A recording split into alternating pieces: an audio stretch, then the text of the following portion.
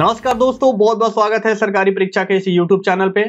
दोस्तों, मैं हूं कुंदन जायसवाल और रोज की तरह आज भी मैं आपके साथ करंट अफेयर्स डिस्कस करने वाला हूं। दोस्तों, जैसा कि आप सबको पता है कि आपके लिए आपके एग्जाम में करंट अफेयर्स का पार्ट कितना ज्यादा इंपॉर्टेंट होता है, तो बस उसी पार्ट को और मजबूत बनाने के लिए हम रोज सुबह 6:30 बजे आपके साथ करंट अफेयर्स के कुछ इंपॉर्टेंट एमसीक्यूज यानी कि क्वेश्चन के फॉर्म में और कुछ एडिशनल इंफॉर्मेशन डिस्कस करते हैं। तो आप अगर हमारी पिछली वीडियो आपने नहीं देखी है तो आप इस चैनल के प्लेलिस्ट में जाकर पिछली वीडियो जरूर देख लें। और आज हम जो करंट अफेयर्स डिस्कस करने वाले हैं ये आपके एग्जाम के लिए काफी ज्यादा इंपॉर्टेंट होने वाली है, तो वीडियो को लास्ट तक देखें और बीच में वीडियो को कभी ना छोड़े और कोशिश करें कि जो इंफॉर्मेशन मैं आपके साथ यहाँ पे डिस्कस कर रहा हूं, अगर कोई भी इंफॉर्मेशन आपको अच्छे से याद नहीं होता है या कॉम्प्लिकेटेड लगता है तो आप उसे कहीं नोट डाउन जरूर कर ले। और ये जो नोट आप करेंगे ये आपके एग्जाम में बहुत ज्यादा आपके लिए लाभदायक होंगे। तो बिना देर किए वीडियो को आगे बढ़ाते हैं और देखते हैं हमारा आज का फर्स्ट मोस्ट इंपॉर्टेंट क्वेश्चन। मध्य प्रदेश के किस जिले में दुनिया का सबसे बड़ा फ्लोटिंग पावर प्लांट बनाने की घोषणा की गई है? In which district of Madhya Pradesh the world's largest floating power plant has been announced? हमारे ऑप्शन है option A Raisen, option B Gwalior, option C Khandwa या ऑप्शन डी बालाघाट। जी, मध्य प्रदेश के इनमें से एक जिले में दुनिया का सबसे बड़ा फ्लोटिंग पावर प्लांट बनाने की घोषणा कर दी गई है। यहां पे आपसे वही पूछा जा रहा है कि वो जिला कौन सा है, तो सही जवाब है ऑप्शन सी यानी कि खंडवा। जी, मध्य प्रदेश के खंडवा जिले में अभी हाल ही में दुनिया का सबसे बड़ा फ्लोटिंग पावर प्लांट यानी कि ये एक ऐसा पावर प्लांट होगा, सोलर पावर प्लांट होगा जो पानी पे तैरेगा। तो इस पावर प्लांट को बताया जा रहा है कि इसके बनने के बाद ये दुनिया का सबसे बड़ा पावर प्लांट होगा।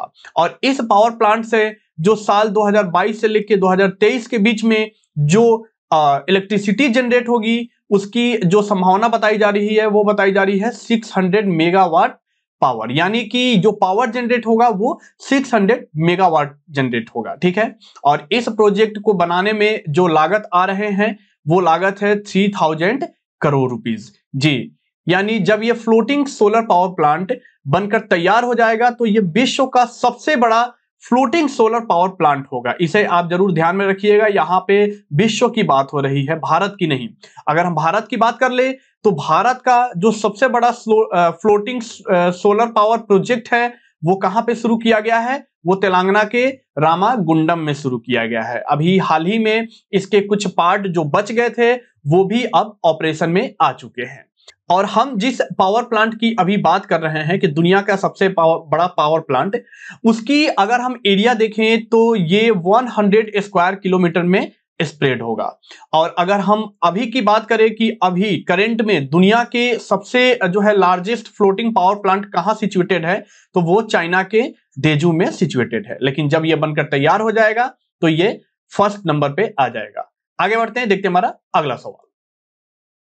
भारतीय कंसल्टेंसी कोलमिंट के डेटा के अनुसार कौन सा देश भारत का तीसरा सबसे बड़ा कोयला आपूर्तिकर्ता बन गया है? Which country has become India's third largest coal supplier as per data from the Indian consultancy Coalmint? हमारे ऑप्शन है ऑप्शन ए दक्षिण Africa, option B Indonesia, option C America या ऑप्शन डी रूस। तो सही जवाब है ऑप्शन डी रूस। यानी अब जो है रूस हमारे भारत देश में कोल इंपोर्ट करने वाला दुनिया का थर्ड लार्जेस्ट जो है ये कोल सप्लायर बन गया है। यानी कि अगर हम बात करें कि फर्स्ट नंबर पे कौन सा देश है और सेकंड नंबर पे कौन सा देश है जो भारत को कोल की आपूर्ति करता है, तो फर्स्ट नंबर पे हमारा जो है वो इंडोनेशिया देश है जो भारत को कोल की आपूर्ति करता है, और सेकंड नंबर पे साउथ अफ्रीका है। और अभी हाल ही में पिछले मंथ यानी कि जुलाई, इसमें जो रसिया ने भारत को कोल की आपूर्ति की है वो लगभग 2.06 मिलियन टन की आपूर्ति की है। और इस आपूर्ति के कारण जो है अब रसिया भारत का तीसरा ऐसा देश बन गया है, यानी कि भारत को कोयला सप्लाई करने वाला तीसरा ऐसा देश बन गया है जिसने इंडोनेशिया और साउथ अफ्रीका के बाद भारत को सबसे ज्यादा कोयला इंपोर्ट किए हैं। ठीक है। और इससे पहले की बात कर ले तो इससे पहले रसिया का जो नंबर आता था भारत को कोयला आपूर्ति के मामले में, वो 6ठा नंबर आता था, लेकिन अब ये जो है तीसरा ऐसा देश बन गया है जो भारत को कोयला की आपूर्ति करता है। आगे बढ़ते हैं, देखते हैं हमारा अगला सवाल।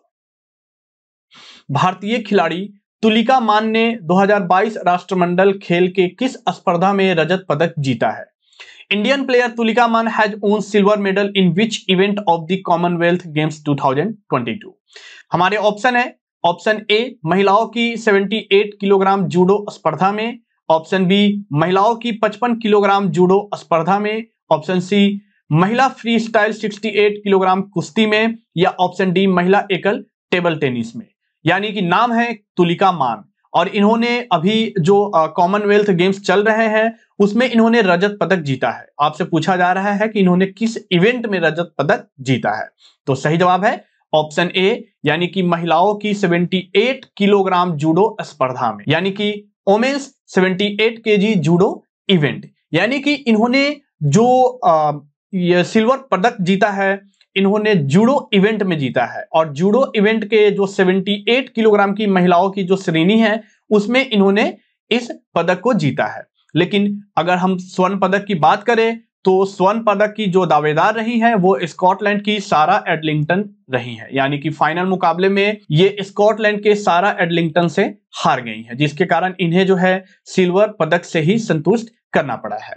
अगर हम इनके पदक की बात कर ले तो इनके पदक के साथ जो कॉमनवेल्थ गेम्स में पदक तालिका में जो इंडिया का जो टोटल पदक हो गया है वो 16 हो गया है। और अगर हम तुलिका मन की बात कर ले तो ये 3 टाइम्स नेशनल चैंपियन रह चुकी हैं, और साथ ही साथ ये इस कॉमनवेल्थ गेम्स में पदक जीतने वाली तीसरी जूडो की प्लेयर भी बन गई हैं। ठीक है, और अगर हम जो है इनके कॉमनवेल्थ की अगर हम एक्सपीरियंस की बात कर ले, इनके अनुभव की बात कर ले या मेडल की बात कर ले, तो इन्होंने कॉमनवेल्थ चैंपियनशिप में 2 बार गोल्ड जीता हुआ है।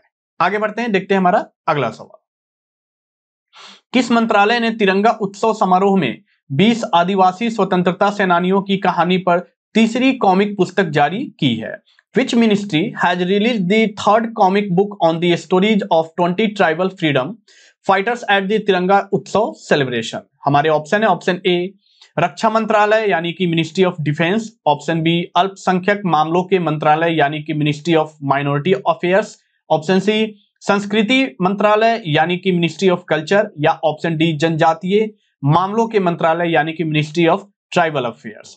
आपसे पूछा जा रहा है कि हाल ही में एक मंत्रालय के द्वारा अभी तिरंगा उत्सव जो नई दिल्ली में मनाया गया है वहां पे 20 आदिवासी स्वतंत्रता सेनानियों की कहानी पर तीसरी कॉमिक पुस्तक जारी की गई है, और ये किस मंत्रालय के द्वारा जारी की गई है? तो सही जवाब है ऑप्शन सी, यानी कि मिनिस्ट्री ऑफ कल्चर यानी कि संस्कृति मंत्रालय के द्वारा ये तीसरी कॉमिक पुस्तक जारी की गई है। और अगर हम पहली कॉमिक पुस्तक की बात कर ले तो इंडियाज 20 वोमेन अनसंग हीरोज के नाम से पहली कॉमिक पुस्तक जारी की गई थी, और दूसरी जो पुस्तक जारी की गई थी वो stories of 15 women elected to the constituent assembly के नाम से जारी की गई थी। और अभी हाल ही में संस्कृति मंत्रालय के द्वारा जो तीसरी कॉमिक पुस्तक जारी की गई है वो है वो किस पे आधारित है? वो आधारित है stories of 20 tribal freedom fighters, यानी कि इसमें एक ऐसे मतलब 20 फ्रीडम फाइटर्स के बारे में जो है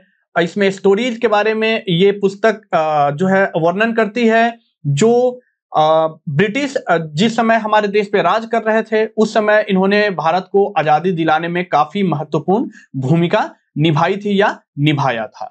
ठीक है, यानी कि ये एक ऐसे ट्राइबल लीडर्स थे जिन्होंने सिर्फ ट्राइब्स को इंस्पायर ही नहीं किया बल्कि ये ब्रिटिश रूल को भारत देश से भगाने के लिए ये फांसी पर भी चढ़ गए थे। आगे बढ़ते हैं, देखते हैं हमारा अगला सवाल। निम्नलिखित में से किस स्थान पर अभ्यास युद्ध अभ्यास का 18वां संस्करण अक्टूबर के महीने में आयोजित किया जाएगा?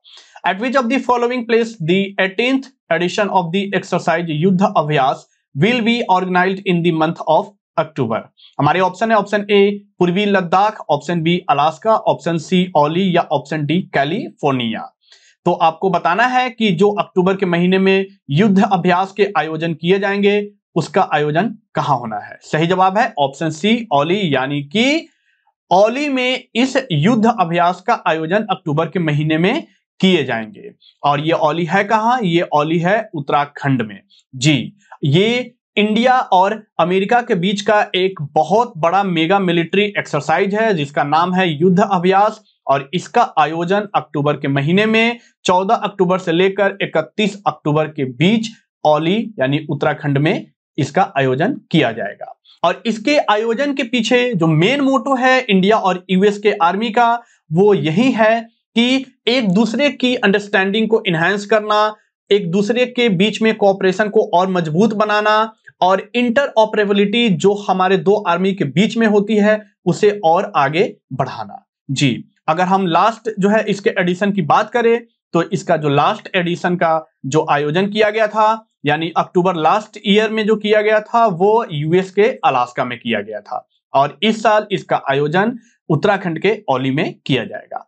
आगे बढ़ते हैं, देखते हैं हमारा अगला सवाल। भारत के मुख्य न्यायाधीश एन.वी. रमन्ना ने भारत के अगले मुख्य न्यायाधीश के रूप में किस नाम की सिफारिश की है? Which name has been recommended by Chief Justice of India N.V. Ramana as the next Chief Justice of India? हमारे ऑप्शन है, ऑप्शन ए न्यायमूर्ति दीपक मिश्रा, ऑप्शन बी न्यायमूर्ति उदय उमेश ललित, या ऑप्शन सी न्यायमूर्ति डी.वाई. चंद्रचूड़, या ऑप्शन डी न्यायमूर्ति इंदिरा बनर्जी। जी, अभी जो हमारे भारत देश के मुख्य न्यायाधीश हैं जिनका नाम है एन.वी. रमन्ना, इन्होंने अगले मुख्य न्यायाधीश के नाम की सिफारिश कर दी है। आपसे वही पूछा जा रहा है कि किस नाम की सिफारिश की गई है, तो सही जवाब है ऑप्शन बी, यानी कि जस्टिस उदय उमेश ललित की। जी, इन्होंने जिस नाम की सिफारिश की है उनका नाम है जस्टिस उदय उमेश ललित, और ये जो है सुप्रीम कोर्ट के सेकंड सीनियर जज है, यानी कि ये सुप्रीम कोर्ट के उन सीनियर जजों में से एक है जो सुप्रीम कोर्ट में अपनी दबदबा रखते हैं।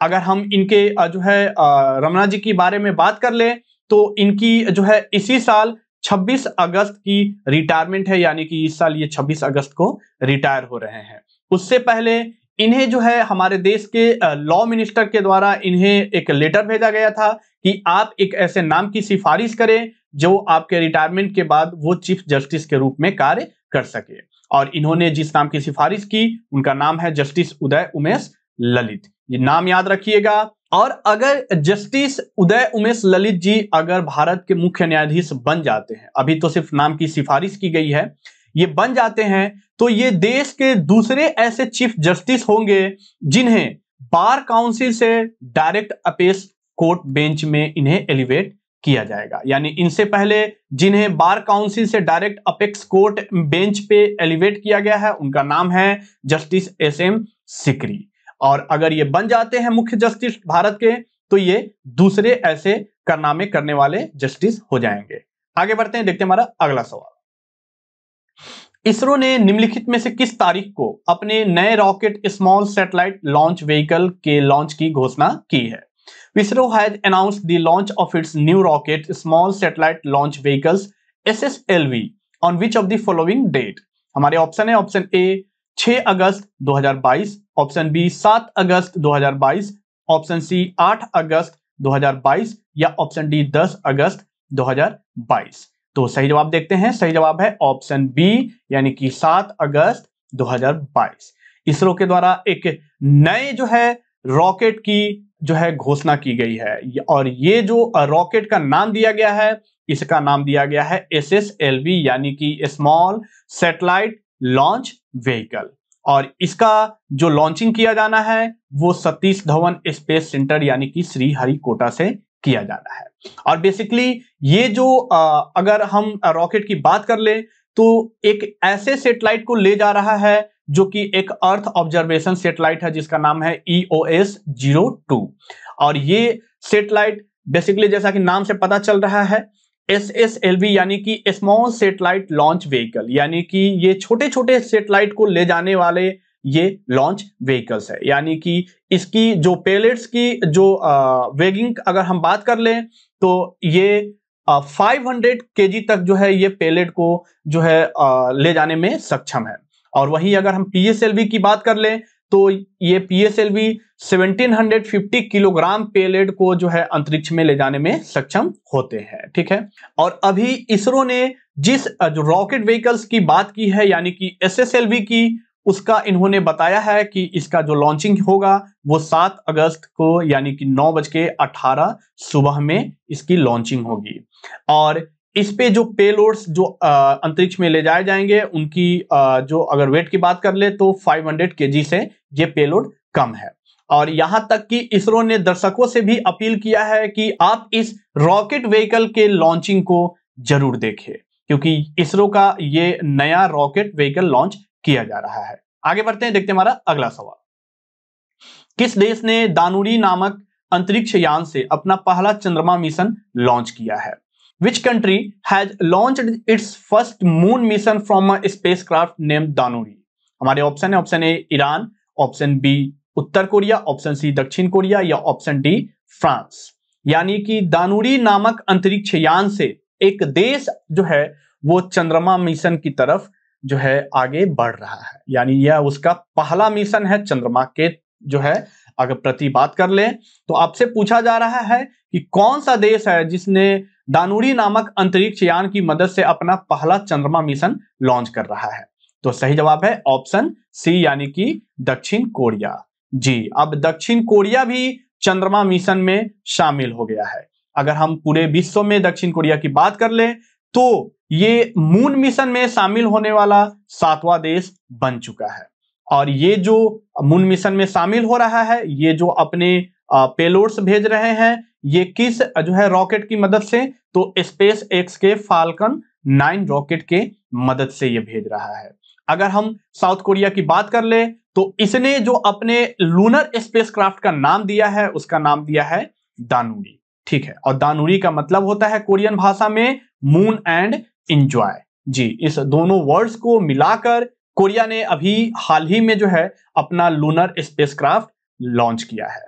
और अगर हम जो बात कर रहे थे कि ये दक्षिण कोरिया का पहला लूनर मिशन है, जी, अगर हम इस प्रोजेक्ट की जो है डेवलपमेंट की बात कर ले तो ये जो प्रोजेक्ट है ये ज्वाइंटली डेवलप जो है किया गया है नासा और कोरिया एरोस्पेस रिसर्च इंस्टीट्यूट के द्वारा। यानी इस प्रोजेक्ट में कोरिया के जो स्पेस रिसर्च इंस्टीट्यूट है और नासा ने दोनों साथ मिलकर इस प्रोजेक्ट को सक्सेसफुल बनाने में लगे हैं।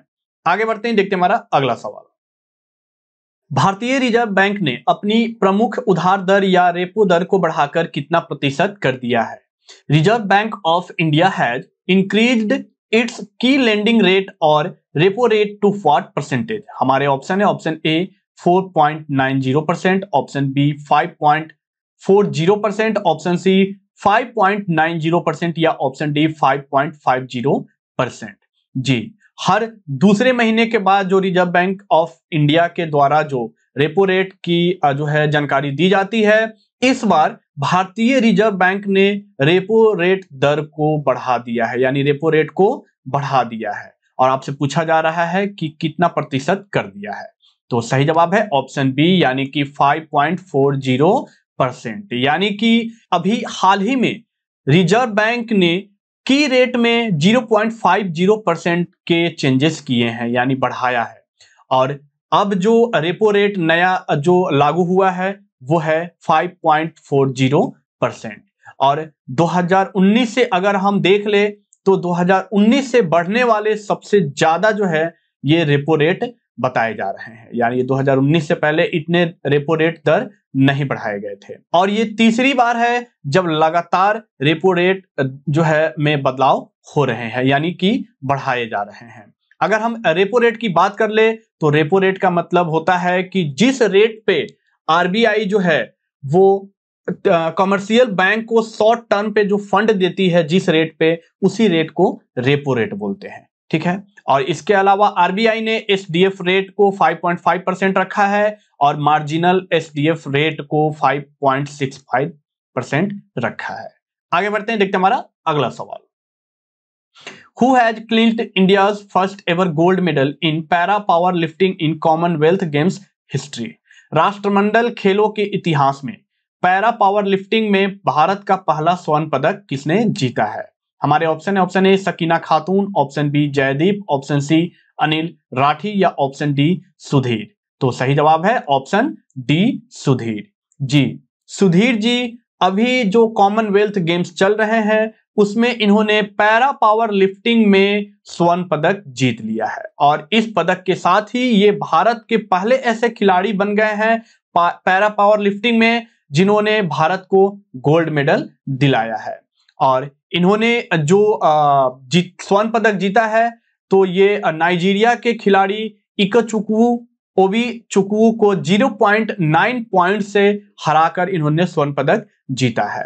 और इन्होंने जो अपना सबसे बेस्ट लिफ्ट उठाया है वो है 212 केजी और इनको जो पॉइंट मिला है वो 134 पॉइंट इन्हें जो है दिया गया है।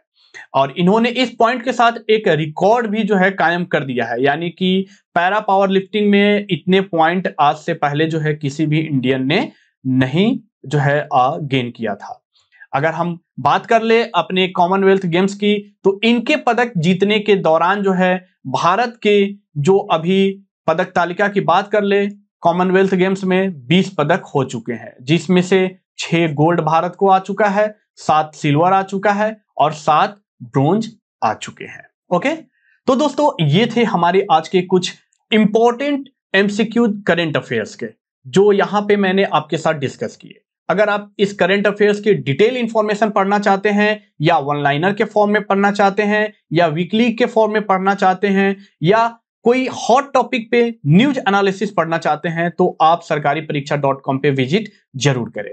साथ ही साथ अगर आप किसी भी सोशल मीडिया से जुड़े हैं, चाहे वो फेसबुक, टेलीग्राम या ट्विटर है, तो आप हमें वहां भी फॉलो कर सकते हैं। हम वहां भी हर एक इंफॉर्मेशन आपके एग्जाम से, आपके कंटेंट से, आपके वीडियो से वहां पे अपडेट रखते हैं।